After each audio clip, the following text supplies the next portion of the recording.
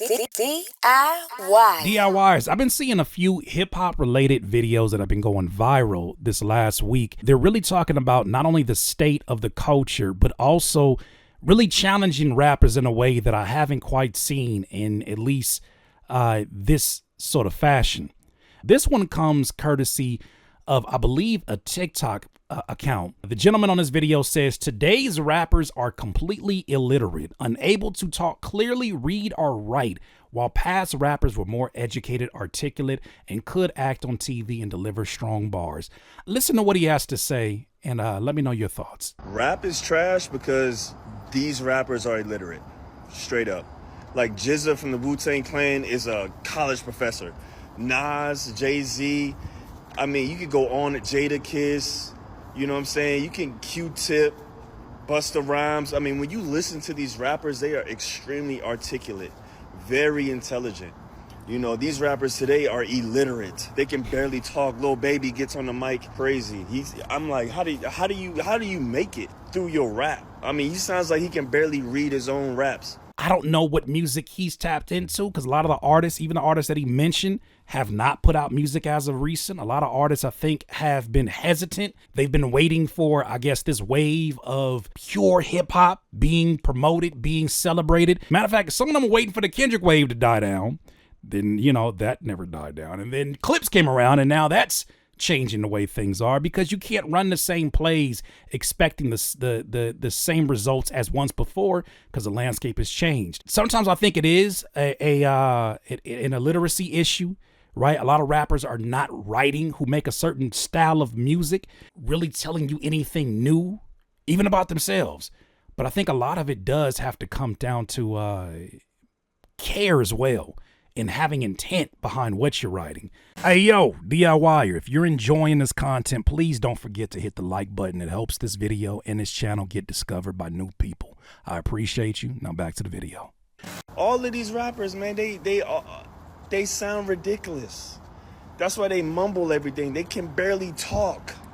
Just listen to their interviews. They can barely sound their names out. Like, they sound crazy. Rap is... All right, so I understand the point that he's making. I can't say that I agree on all of it because if we really want to get down to it, let's really get down to it. I think a lot of these artists are playing to an audience that already thinks lowly of black folks. I think they're playing to an audience that already feels like when we're presented a certain way, they're expecting us to talk a certain way. And anytime we don't perform for them or speak in the way that they expected, then they start to call it out as, oh, you're talking this way, or you're trying to be something else other than what you are. And I think a lot of these artists feel that because of their image, because of their relationship with their labels that they signed, so when the expectations they have upon them, that they have to present a very simplistic and commercialized version of whatever stereotype they're closest to, and they become the mascot for that. I think that that's a big factor in it too. Why do I feel like that? Because I feel like a lot of them make some really great business decisions that does not align with the character that they're presenting in their music. Now, some people will say, well, we know that the music is for entertainment. Why would you take it as something that's face value? Because hip hop is about authenticity. My thing is this: if you want to be seen as someone who is just creating pure entertainment, then call it fiction. Hello. Somebody gonna have to tell the truth, and I'm gonna tell. I know it sounds like a crazy concept, but identify your music as fiction. This should be a title. This is fictional. So then that way, different expectations are put upon you, which is another reason why I feel like there should be a bit of a separation in the genre between artists who don't care about the values of hip hop. They're not aligned with the values of hip hop.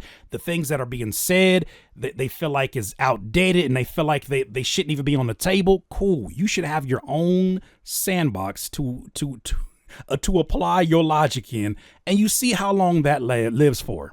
But I think seeing certain brands and styles attach to this genre of hip hop allows for other people to come in and kind of colonize things along the way. You know, I haven't been, I should say, agreeing with many takes that Maul has had over the last damn year for obvious reasons. But he echoed some of the things that you heard the other gentleman say in this video. Check it out. Rap is a young man's sport. To a degree, yes. But when you have, the Clips and Pharrell still able to deliver and give us joints that sound like this. No YNs can't give us this sound. They can't give us this talk. They're not even this clever or this witty in their bars and the entendres and things like that. Like, this is the type of rap that, you know, a certain sector I think appreciates in the community. You gotta learn how to read. You gotta learn how to read. You gotta learn how to travel, and you gotta learn how to travel. People. Is funny. No, but to the point that that is a great point, in that you cannot make the type of music, the type of references, whether you're Malice, Pusha T, without being well read, without having an appreciation for literature, an appreciation for language, an appreciation for words, an appreciation for wordplay. Or you couldn't be Pharrell unless you have an appreciation for reading music theory. Hello, how about that one? Somebody gonna have to tell the truth, and I'm gonna tell it. You just simply don't sound like that. And I don't know how many more examples artists have to see before they recognize the benefits that come along with success when you're on this side of hip hop. When you're on this side of hip hop, looks very different, right? The love that you're seeing for the clips is very, very different. Even though you could probably argue that there's artists out here who have created similar sonics to what they're doing, there's a different appreciation for what they do, because look at what being well read and great with your words brings you. It brings you amazing art, an amazing product, an amazing presentation, but it also ensures that when you get in these interviews, you're not going to sound like you're detached from the music that you make. The genius that somebody may see in your music is not translating well when you get in front of a microphone or a podcast. And it's for obvious reasons, right? If you are a part of the brand of artists who are not doing the extra steps or taking the extra steps to really, really understand how to improve upon it, like, how could you really see what is your evolution? I look at certain artists and I'm like, your evolution is your beat selection. And then even then, that's the evolution of the producer. You're just making adjustments. How are you evolving? How are you evolving? Here's the other part of this. They're not just rapping about drugs. They had to have read books, seen things, experienced things for your vocabulary to open up this wide for you to be able to make references about things from other countries. And yeah, you got to travel, you got to make money, you got to read. They can't even talk. Have you heard some of these new artists, like, in the interview? Mm-hmm. Like, yo, you feel me? Nigga, no. Like I said, one of the rare times. Somebody gonna have to tell the truth, and I'm gonna tell it. This last year, I've been able to agree with what he's saying. And, to his point, I mean, Nas, Kendrick, Raekwon, Freddie Gibbs getting ready to drop something. There's a lot of artists right now, I'm sure that you can name a few, that are not only showing you what hip hop on a higher level actually looks like. Hello, I'm looking at you, Double XL. But they're also showing you what's possible in this time period, because it feels like, here's the theory that I have. Rappers have done so much adjustment to be likable by their audience. So much adjustment to where it's not even them telling stories that are honest to them, but it's them echoing stories that they've heard from areas they've never lived. Maybe they got family. They're echoing stories from other places just so they can fit into the choir of stories that have worked for similar success stories in hip hop. They've dumbed it down so much that they've actually missed how the audience themselves have evolved past them. To that point, before I get into this video, there was some shout out to Shaya Rhymes, who actually shared a similar viewpoint on this one. I want to share this video before we get to this next one. Check out what he said, and that he feels like there's more of an argument of intelligent rappers versus lazy consumers. Let's see what he said. I be like offended when people complain about there not being enough smart rappers, because I don't expect you to know who I am. I'm nobody. But it's like, bro, you got dudes like Mavi, Mike, Earl, the wordplay all up and through this last Clips album. Like, the list is long, bro. Maybe y'all are just lazy consumers. Maybe that's what it is. I think y'all are just lazy consumers at this point. And then the other side of it is, it's like, when rappers do get real lyrical miracle, the masses complain and want them to dumb it down. There's no pleasing the consumers, bro. Like, because they don't go look for what they say they're looking for. They just complain about what's put in front of them, as if we don't live in the streaming era where every song ever is at your fingertips and you can just go find the good shit and hype up the good shit and tell people about the good shit, but y'all rather get online and just complain about everything. But again, I'm nobody, you know what I'm saying? I'm just a small indie artist making music in his bedroom.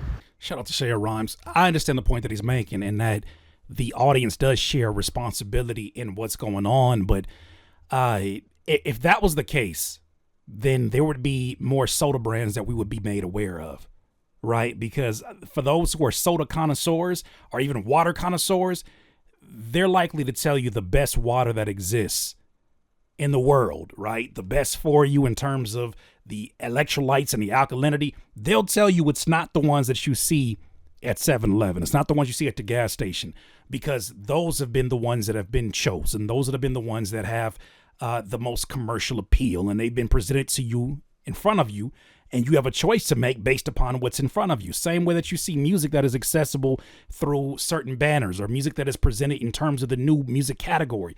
There's 100,000 plus songs, probably double that now with AI, that are streamed or uploaded to streaming every single day.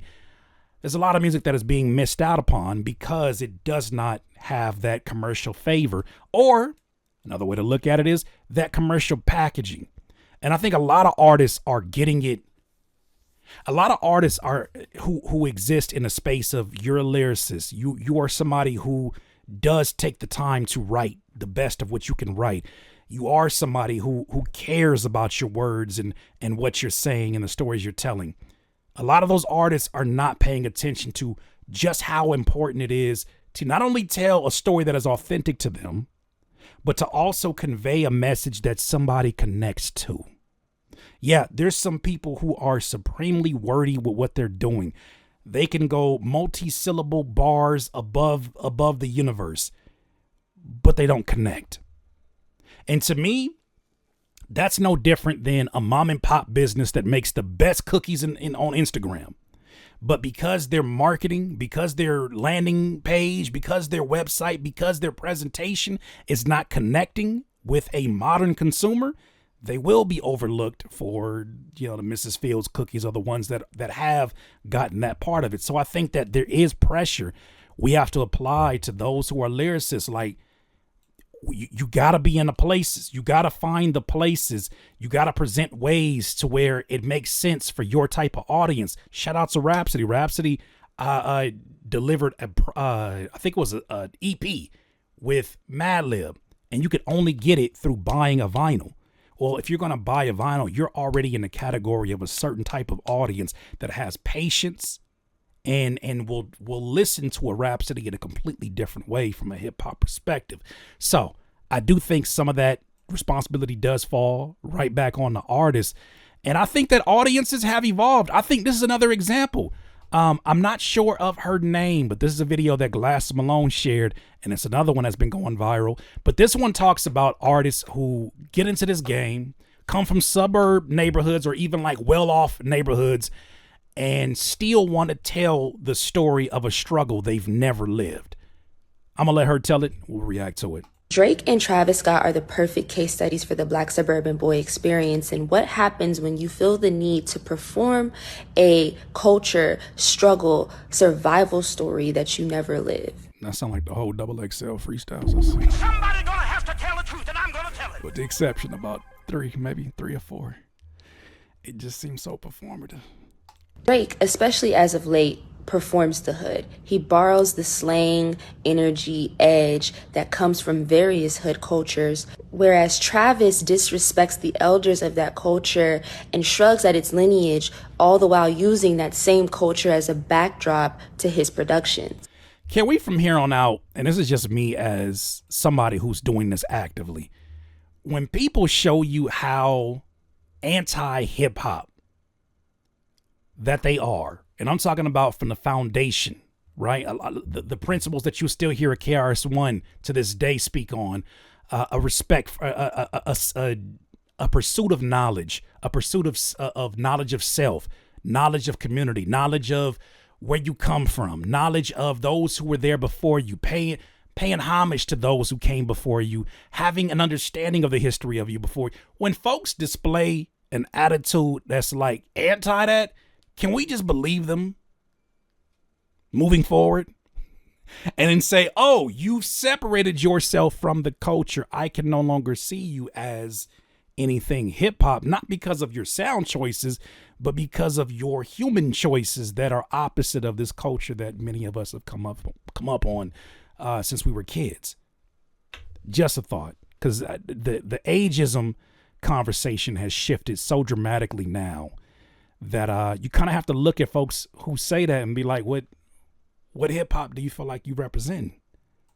Two different responses to the same internal question of how do I fit into a culture that the world assigns me by default, but I have no real claim to. That's why the Black boy suburbia experience must be one of the most surreal, perplexing journeys in America. What I saw growing up was performance, right? You must be the athlete, the comedic relief. Too cool. She clarified. I want to be clear. I understand this does not apply to all Black boys in suburbia and that they are not a monolith. Purely speaking on a generalized observation. No, I think she makes a great point in that if you come from a neighborhood where the stories that you're hearing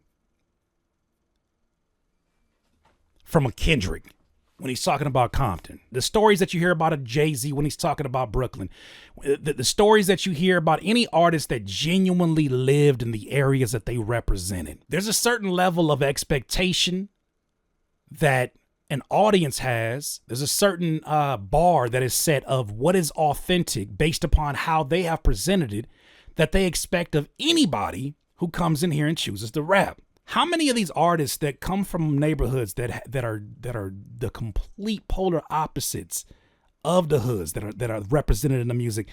How many of them come into here and immediately take on black sense? And it's crazy because they'll take on black sense that don't even regionally make any sense. I saw a video recently that was breaking down the accents that you hear from black folks from the South versus from New York versus from the Bay Area.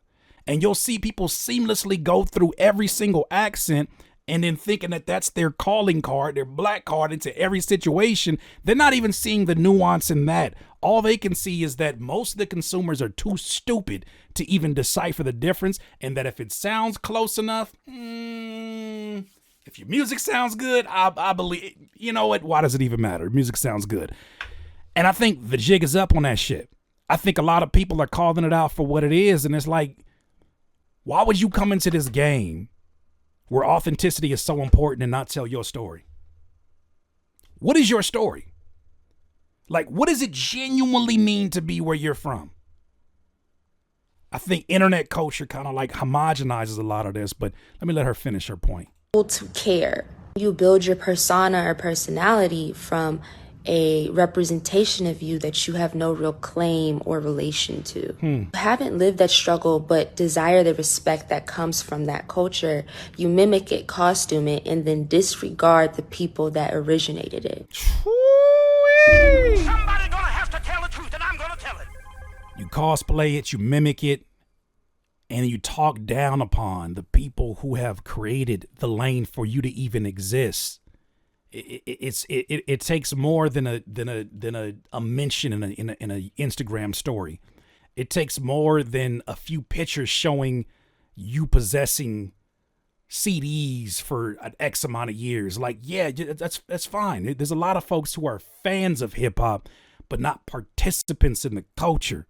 Like, they're not amongst the people. They're not from these areas in which the music takes on a different type of relation, a different type of connection. I wouldn't expect them to get it because the nuance is lost when you're able to just imitate the top layers, I would say. One of Kendrick's most important messages in Not Like Us is that the hood, the ghetto, is not a movie set piece. Hello. It's not a backdrop. And the only people who should be able to have some sort of social currency off of that are the people who experienced it. Artists like Kendrick and Clips have every right to protect a house that they were born into and that they build upon because they know what it costs for that house to be there in the first place. Oh, she cooking. She's cooking. Somebody gonna have to tell the truth, and I'm gonna tell it.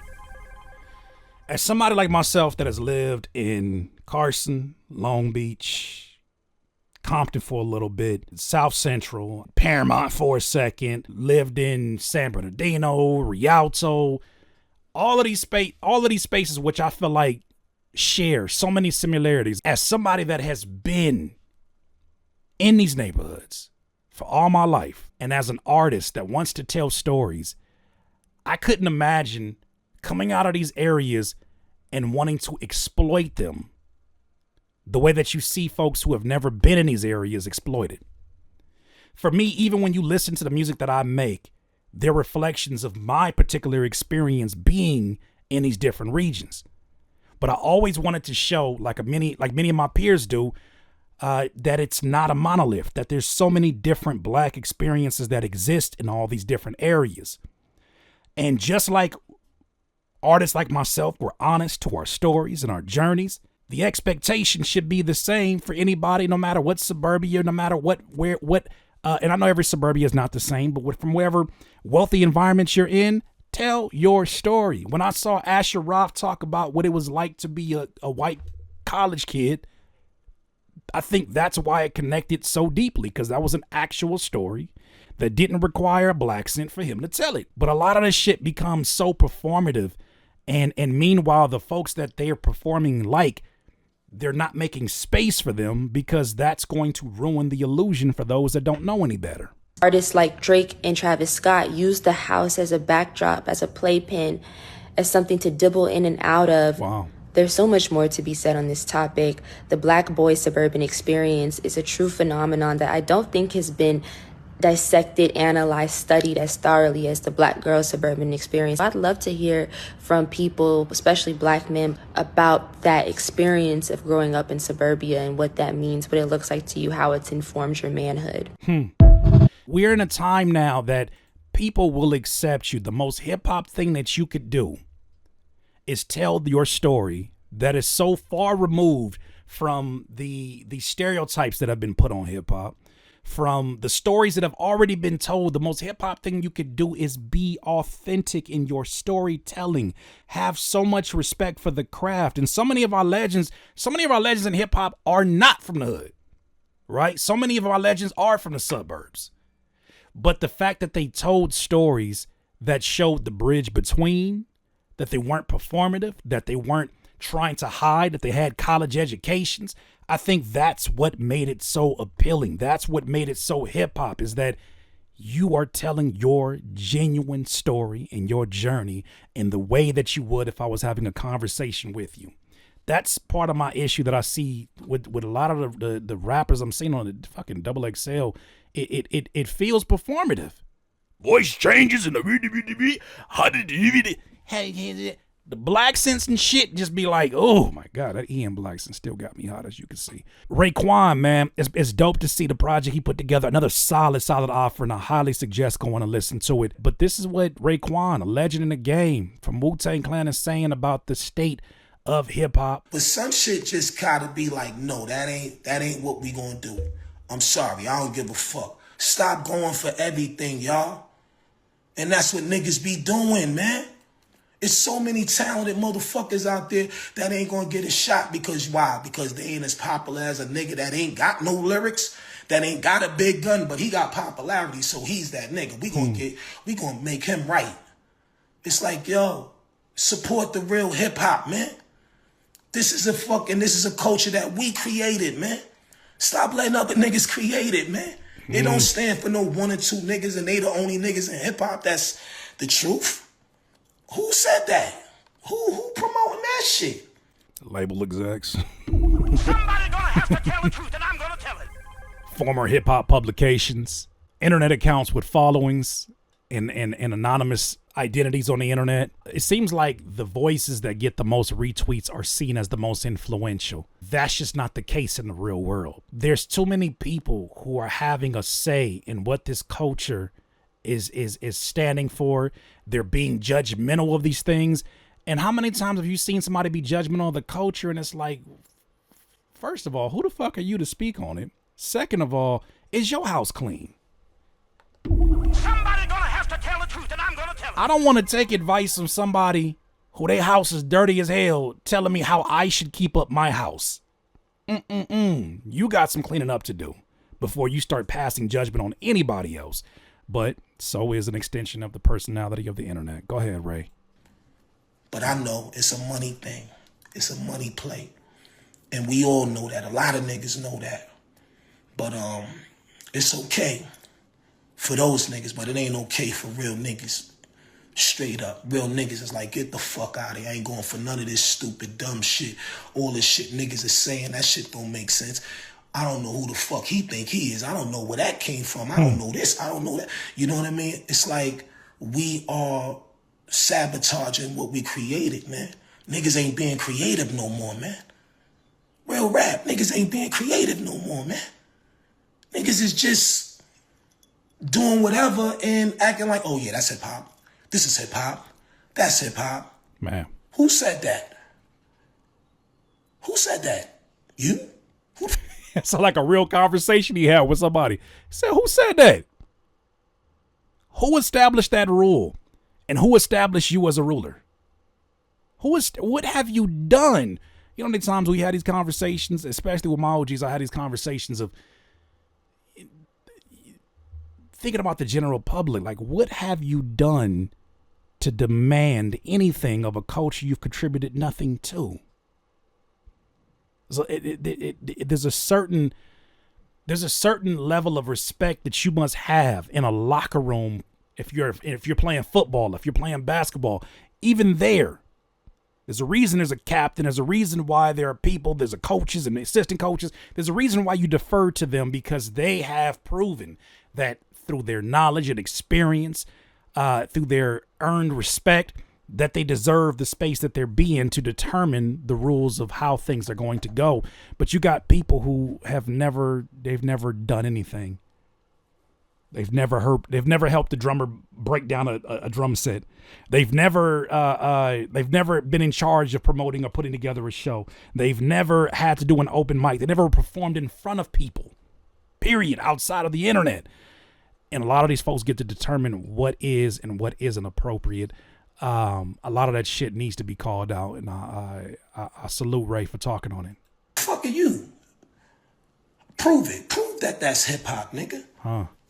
Niggas don't know what the fuck hip hop is, and guess what? I'm not even mad if he wasn't even around the time where shit was really jumping off, and an artist had to be a real artist. You had to come in a big park, and you had to really dance for real niggas to be like, yo, he got it. He got it. It's like now, a nigga could just be behind a computer and be a computer rapper and wash everything.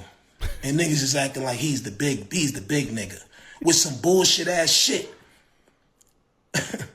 Y'all got him hot. Y'all got the chef hot. Somebody gonna have to tell it. Come correct. Here's a great way to end it off. Another lyricist that I mentioned, who's obviously doing a lot of things outside of music these days, but here's a quick little interview skit where somebody asked, or not interview skit, but an interview snippet where someone asked, I think it was on on some station, it seemed like, says, any advice you can give to aspiring rappers to help them elevate? Here's what Jay-Z had to say. Question from Sean in Selkirk, Manitoba. Any advice you can give to aspiring rappers to help them elevate their lyrics? Read. Again, that's the second time tonight. Read, yeah, that used to be all that you need to hear. Such a novel concept. And it's crazy because, I don't know, man.